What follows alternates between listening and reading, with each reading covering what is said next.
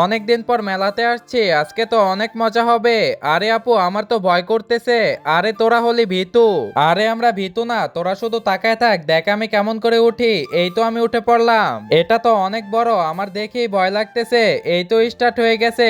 ওরে বাবারে, কত জোরে ঘুরতেছে, দেখেই আমার ভয় লাগতেছে। কি যে করব কিছুই বুঝতেছি না। আরে দেখো দেখো, এটা আবার উপর দিয়ে ঘোরা শুরু করে দিছে। আরে কত উপরে উঠছে। আপুর কি ভয় লাগে না নাকি?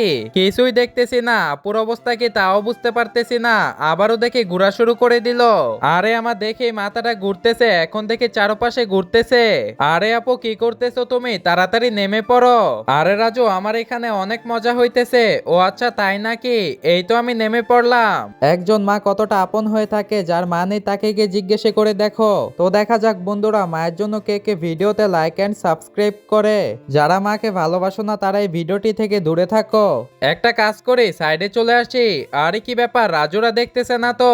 আমি তো অনেক হাঁপায়ে গেছি।